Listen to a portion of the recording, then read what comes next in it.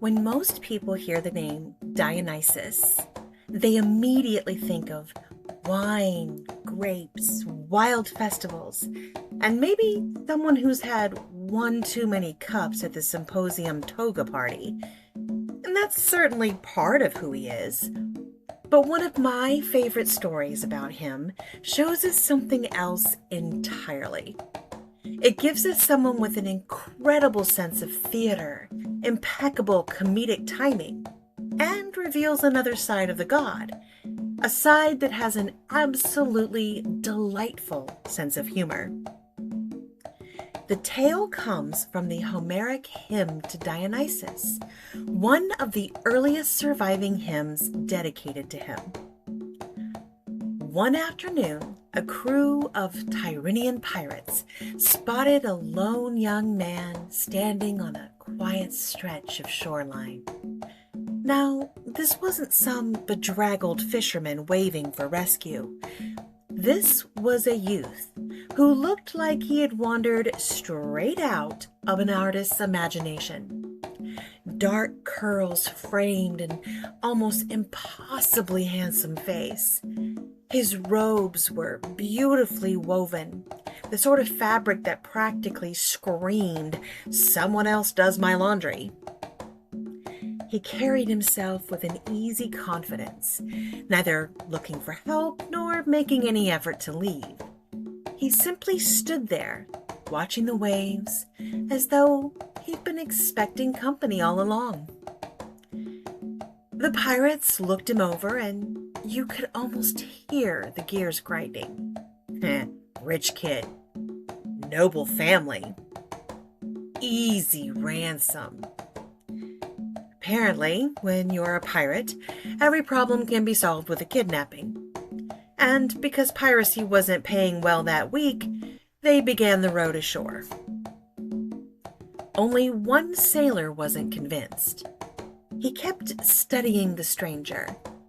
It wasn't just the expensive clothing. It wasn't even the man's beauty. It was the way he stood there, completely unbothered as an armed crew approached him. He didn't run. He didn't plead. He didn't even seem particularly annoyed. If anything, he looked mildly entertained. Finally, the sailor leaned toward the captain and quietly said, "Captain, I don't think that's a prince." "Oh," the captain replied with a grin. "I think that may be a god." The captain laughed so hard he nearly dropped his sword. A god, standing alone on a beach, letting pirates take him prisoner without a fight. Right. And next you'll tell me Poseidon sells fishing tackle. With that dismissal complete, they tied the young man up, tossed him aboard, and congratulated one another on what they were convinced would be the easiest payday of their entire pirating careers. For a little while, everything was exactly as you'd expect. The crew argued over how much ransom they should demand. One wanted enough gold to buy 3 new ships. Another announced he was retiring after this job and planned to spend the rest of his life somewhere with warm weather, a saucy woman, and absolutely no pirates. A third proudly declared he was finally going to replace the 2 teeth he'd lost in a tavern brawl. Honestly, they had the confidence of men who had never once considered that actions might have consequences. Meanwhile, their prisoner simply sat there, smiling and absolutely entertained. The weirdness started so subtly that no one paid much attention. One sailor noticed a puddle spreading across the deck near his boots. Assuming someone had spilled a barrel, he bent down to complain, only to discover it wasn't water at all. It was wine. Not just wine, good wine. He dipped a finger into it, sniffed it suspiciously, tasted it, and after a thoughtful pause muttered, "Actually, that's excellent. A truly expert vintage." His crewmates rolled their eyes. "You're drinking mystery liquid off the deck? I mean, it would be rude not to." The wine kept spreading slowly across the surface, no mops or cloths capable of stopping it. Then someone pointed toward the mast. Tiny green vines were curling their way between the wooden planks, lazily twisting around boots before climbing the mast. The sailors hacked them away with knives, only to watch them grow back a bit faster than they could cut. Within moments, they had climbed the mast, wrapped themselves around the rigging, and stretched overhead with astonishing speed. The thick clusters of ripe grapes appeared as though the ship had accidentally sailed into the middle of a vineyard. A few pirates grabbed knives and attempted to hack the vines away, only to watch them grow back faster than they can cut them. One sailor scratched his beard. "That's not supposed to happen." "No," another said, "it really isn't." Before anyone had time to make sense of that, ivy began creeping over the rails and swallowing the ropes. Leaves unfurled across the sail. The entire ship filled with a scent of fresh earth, spring flowers, and sweet wine. It was less pirate vessel and more floating botanical garden. Then came the music. But there were no musicians. No flute, no lyre, just the distant sound of laughter, dancing, and celebration drifting across the sea on a perfectly still afternoon. At this point, I feel like the correct response would have been, "You know what? Let's untie the mysterious, beautiful stranger, apologize for any misunderstanding, maybe offer him some lunch, and row very, very quickly back to shore."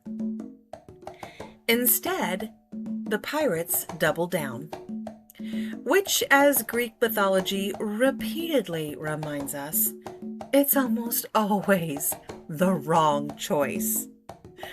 The young man rose to his feet, and the ropes that had held him simply slipped away, as though they had decided they wanted no part in whatever was about to happen next. He smiled, a smile that was equal parts warm, amused, and just a little unsettling. Then his eyes changed. The quiet traveler vanished, and before the astonished crew was not a captive, but Dionysus. Now, one version of the hymn tells us he transformed into a roaring lion while a massive bear suddenly appeared beside him. So let's just take inventory for a moment. Your ship has become a vineyard. Wine is pouring across the deck for absolutely no reason, regardless of the vintage. Invisible musicians have apparently joined the crew. Your prisoner has turned into a god. There's now a lion and also a bear. At this point, you stop asking questions and start reviewing your life choices while updating your will. The pirates, to their credit, finally realized they'd made a terrible mistake. There may have been screaming. There was almost certainly some colorful language. I would wager there were a few ruined pairs of trousers as well. One by one, they hurled themselves into the sea, preferring their chances with the open water to whatever the god of ecstasy had planned next in retaliation. Dionysus could have left them to drown.